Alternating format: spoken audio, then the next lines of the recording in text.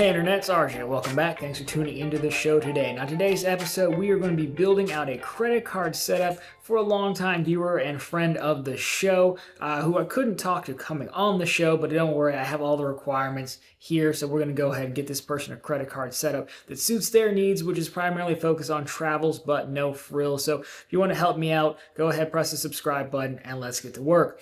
Now, again, I'll set this one up really quickly. Good friend of the show, longtime viewer, said, hey, look, I've got this credit card. This is the Venture One, the Venture Rewards, but I don't want to pay any annual fees anymore. I still know I need some credit cards. I like to earn some points. So I figured, hey, let's go ahead, see if we can build this out. Now, as I said, it would have been more fun if I get this person to come on the show, but our Jane Doe said no, which then people would know that you know me in real life, and no one wants to admit to that. I couldn't get my own mom to come on the show. We were reorganizing her credit card setup. I was like, we could do this on the show. She's like, yeah, no, people already know she knows me. So I get it. Totally understandable, but I did write down the notes, so I think we'll be able to help this person out. Of course, go ahead and drop your suggestions down below. We'll go through requirements and use cases in a second. The only thing I'll say two things. One is you guys might be degenerates like myself. The goal isn't to build out a credit card setup that you or I would necessarily use. It's to take the cards out there and build a setup for this person's specific needs. And number two, if folks like this, want to see more of it, we can potentially turn this into a series, something like that. So definitely let me know down below. So let's understand who we're dealing with first. Who is this mystery person? Well, first, our requirements are no annual fees. Not want to pay any fees. Easy enough. Person after my own heart. I also don't like fees. And then as few cards and banks as possible, which really ties our hands. And truthfully, I didn't think it would be that interesting of a video until I had the requirements like, oh, I can't use a bunch of different cards. Because, I mean, that's the easiest thing, right? Get a bunch of cards for everything. No big deal. So they don't want a bunch of cards. They don't want a bunch of different banks to manage. They don't want a bunch of different inquiries, things like that, right?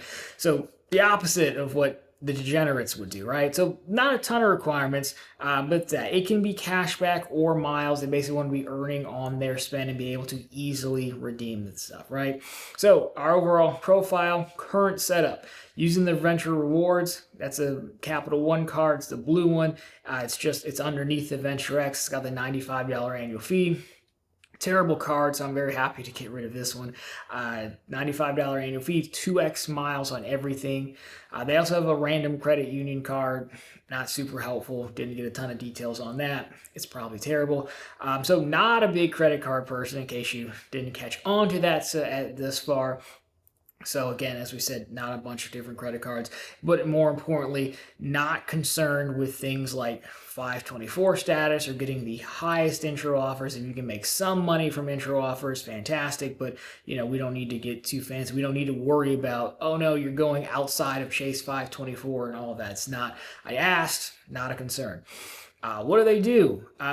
Likes to travel places, but doesn't really need the frills of traveling. So they don't really care about airport lounges, not spending towards status, things like that. Spending habits and categories, travel would be a big one. Dining, a person with a social life, again, probably why they hang out with me. I have none. Groceries, Walmart came up, Amazon came up, something called Candlepalooza came up. I don't think I can help you with that one, but those are the main categories, so nothing out of the ordinary. So that is our person. Those are requirements, so let's get to building.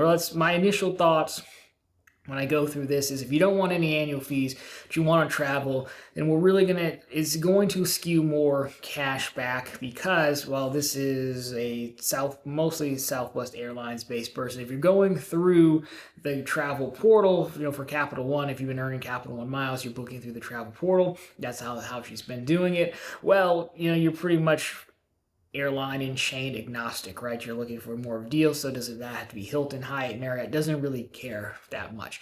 Number two, all those cards are going to start to get you significant earnings. They're going to carry annual fees, and they're also going to lock you into, right? Even if you want like the free tier cards for the airlines, you're not getting a whole lot back. So I think we'd be much better off looking at cashback, which becomes kind of an agnostic points currency in this world, meaning that you book anywhere and then cash it out the way you want, right? And generally, yes, travel points end up being worth more on the back end in your cent per point calculation. Cashback seemingly worth more upfront. They're usually the higher multiplier card. So I will address what to do with Adventure Rewards in a second, but we got to find first a workhorse card. So we can't do a bunch of cards. So there are 3 cards that come to mind for me. I'd be interested in your thoughts down below. So the first one was the U.S. Bank triple cash, because you get, I'll put these up as we go, you get quite a few 3x multipliers, hence the name. It's a card I had at one point, and it's no annual fee. However, it's very tough to talk people, non-degenerates, into getting business credit cards if they don't have a business. So that one has been ruled out, which leaves me in my mind with 2 options. One, the Citi Strata Premier, very good card, a lot of 3x back. Again, I'll have it on screen for you. Even though it does have that hotel credit that you can redeem, it's not hard to redeem. It's a little bit higher than it should be to redeem, in my opinion, but that's fine. You can get rid of the annual fee that way or take care of it. However, it's still a $95 annual fee, and now we're adding a coupon and a step to go through, which is not going to work. Plus, we're breaking our rule for a fee, which leaves me with one card that will take care of most of what we need, and that is, anytime I can talk about my bank crush, Wells Fargo being the autograph card. It's a card I have myself. I think it fits this setup very nicely that we're building. So if you put it on screen, again, we have no annual fee. We also have no foreign transaction fees. This person does do a little bit of international travel sometimes. That could be huge, right? But you're also getting restaurants at 3 back, takes care of our dining. You're getting travel at 3 back, book directly. Gas stations, they do have a car. Transit, I don't know if that was a big one or not. Streaming services, most people have a little streaming, and most people have a phone plan. Again, you're not going to earn a ton on those streaming and phones, but again, you're getting a wide range. You're getting 6 categories. You get your 3 back, and then you have no foreign transaction fees and no annual fee. The trickier part here becomes, if you're trying to redeem your Wells Fargo points, of course, they have a travel portal and they have some transfer partners. I don't think those will be of interest. You have the option, though, but more realistically, you can cash them out to a Wells Fargo checking account, which I don't think this person's going to open a new checking account. I can't imagine that, even though you could get like a $300 or $400 bonus right now from Wells Fargo for doing that. There's requirements to keep that account free. I think we've been to start asking too much. You can cash them out as a statement credit. I've done that in the past. And if you're using this as your workhorse card to catch so much, a statement credit at one cent per point, not too bad. That is doable. So I think that is going to be the base card that we build off of from there. Now from here, we have a few different ways we can go. I'm trying to stay 2 to 3 cards. I overruled 1 card because you can only having 1 card, because you got to have at least a card from multiple issuers in case, one issuer gets mad at you for whatever reason, right? So here's where we have an option. We're missing Groceries is our big one that we're missing. And so I had 2 thoughts. You've got the Capital One venture that you don't want. So what we could do is we could phone up to Capital One, and you could either, if you product change it to a Saver card, because the Saver card does 3 back on Groceries.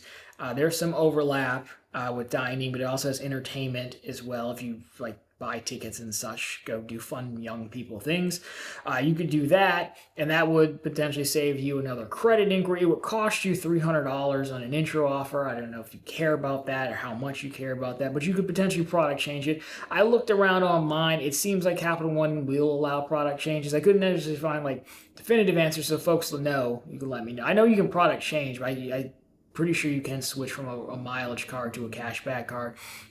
So you could do that. If you wanted to keep the Capital One card open, and if you still have a bunch of miles on it you haven't used or whatever, you could also just simply downgrade it to the free version, which is the Venture One Rewards. Terrible card, 1.25 cents or miles, I should say, 1.25 miles per dollar spent. However, it's no annual fee. It would serve as a place to hold your remaining miles. And just so long as you make this decision within 30 days, they will credit you back the annual fee. So you've got 2 paths there. And using the Saver would not be a terrible option. I do like that option, especially someone who doesn't want more banks. We already know you like Capital One and you're at home with it, so that could be fine.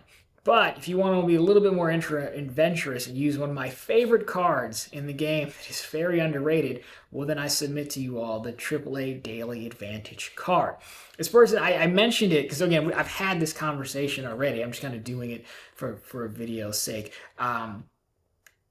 They were like, she was like, hey, I'm a AAA member. I was like, they don't even care is the best part. But if you take a look at it, 5%, but no annual fee, 5% back at grocery stores, which covers a lot of stuff. Plus, it works in Walmart. Now, Walmart codes as Walmart is, I think all Walmarts are a super center. So most people, all other cars don't give higher multipliers at Walmart because it's super center. You'd have to get the Walmart card from Walmart's own rewards card from OnePay. And even then, you need Walmart Plus to get to the 5% tier. So 5% back on groceries, plus it works at Walmart that sells everything. That really opens you up to a wide range of stuff that you can get. You can shift a lot of your shopping over to Walmart, I would imagine. Again, I like Walmart. There's just not really one close to me, so I don't go. So I have the card. It's with Community Bank and Bread Financial. I only go in there once a month to pay it. I've never had any issues. I know it's not the best user interface or anything, but once a month to pay it, I think it's totally fine. Plus, unlike the Wells Fargo card, you can now cash out your points either as a statement credit or send them to an external bank account, which is a much nicer upgrade. Previously, you did the call and have them mail you a check. So I would go with that one. Now you've got two cards right now. And we're only missing one thing, which is a catch-all card for non-category spend. We do have a wide range of categories covered. So, two options come to mind. Well, there's a lot of different options. I'm going to present two of them. We have the requirement that we don't want a bunch of different banks, right? So I've already added at Wells Fargo, and I've added Bread Financial for the AAA card, right? Plus the Capital One card. Presumably, you won't be using the Capital One card anymore. So I would like to keep you in one place or as few places as possible. I can't get a Capital One Quicksilver because that's 1.5. That's no good. We just want 2% back minimum. So the ideal move would be to get also a Wells Fargo Active Cash. 2% back on everything. Easy enough. The tricky part becomes if you go down to Wells Fargo's terms and conditions, they say everyone uses the word may. They may not approve you for a new card if you just got one within 6 months. So really you're talking about a year's time total, well, like 6 to 7 months, I guess, to get both of these cards, the autograph and the active cash. I've seen them approve people, and it's entirely possible if you're coming from being a 0.24, it's entirely possible they approve you in succession, but this person isn't going to want to, they're not a shoot or shoot, I eat inquiries like Skittles. It's not this person, so you're not going to want to see a lot of denial. So we'll just say we're playing it the most conservative route possible. Let's just say autograph in January, then you're getting the active cash in July. You can do that, which means you're just not going to be optimized for 6-7 months out of the year. It might not be a big deal to you. If it is a big deal to you and you don't want to add another bank, then I would submit the Citi Double Cash. Same exact thing, 2% back. Offers a little bit worse here because you'd spend $1,500. Did the same $200, again, not a big concern, but of course no annual fee. I like the double cash a little bit better because you can cash those points out to an external bank account. But again, if you have so few cards and this is going to be a workhorse card in your 3-card setup, then, again, statement credit for Wells Fargo wouldn't be that big of a deal, especially as I think they'll pool your cash back and you will be fine. So if you didn't want to wait, you could add the double cash. If you want to wait, you could add the active cash and be good to go. So our setup would be looking like the autograph card to do most of the work, the AAA card to get food and go to Walmart, and then the active cash card to catch everything else. Again, we threw in the option of the saver. Those are the three I would go with, and then I would still inquire with Capital One customer service about product changing the venture to a saver card, because then that does still open you up for entertainment if you needed it. You might want to buy tickets or something like that. It's still a good card. You just probably wouldn't get that much use out of it versus just closing it outright, because you can get some use out of that. Now, I will submit a bonus card if we're not pushing it here, because Amazon was a big category as well, and this person did mention the Amazon card, which would take us into 4 cards. But the benefit of the Amazon Prime card is that mine still looks pristine. I have it. I love it. It's never left the house because there's no reason to take it with you. I know sometimes they run different multipliers at various places. I've never bothered. You load it into Amazon. They auto load it into Amazon wallet for you, and then you're good to go. And they're also getting 5% back, cash back. On a lot of Amazon stuff, it does give you another bank to manage, but as far as user interface, I think you'll be fine. I think you can manage. I would wait for that one, and they were running a high offer for Black Friday. I don't know if that's still going on at the time of taping, but again, you got the Prime days when they bring it back around, so you've got some time to, I'd say, get a handle on these cards that you want, then get your Chase card. You'd still be well with under 524, so it shouldn't be a problem. And there you go. So I think that is a solid setup. Autograph, Active Cash, AAA Daily Advantage, Amazon Prime card. The common points currency here is cash back. You can do statement credits. Some of it you can cash out for regular cash. But either way, you're good there. You can book things directly. There's no frills. There's not a single annual fee in sight. You still have a no foreign transaction fee card, and you do end up with quite a bit of coverage. Plus, if you decide this gets good to you later and you really get the bug, you can easily add more cards to this setup if you wanted to from other banks, because again, cash is the common denominator.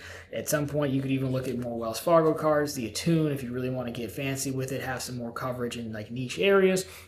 But there you go. I think that is a solid setup for someone who has some travel categories, of regular spend, doesn't want to do annual fees. So in my opinion, I think we hit the requirements just fine. So of course, you guys down below, you degenerates, sound off. Let me know what cards I'm missing, again, within the requirements. And maybe we'll have a follow-up episode if we can drag this person out of the shadows, get a voice disguiser and, a pixelated face and see if they actually go through with getting any of these cards or not. And of course, if you liked it, let me know.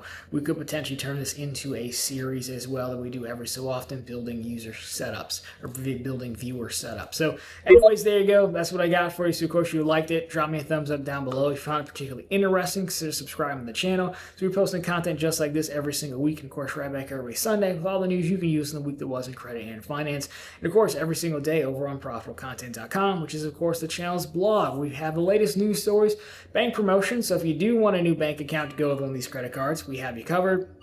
And of course, if you saw something you like here, we do have some of these credit cards over there as well. Great place to get started. I will be sending the Amazon link for sure, so I can get a referral out of it if nothing else. But anyways, guys, that'll do it for this one. As always, thanks so much for watching. I'll talk to you very soon in the next one.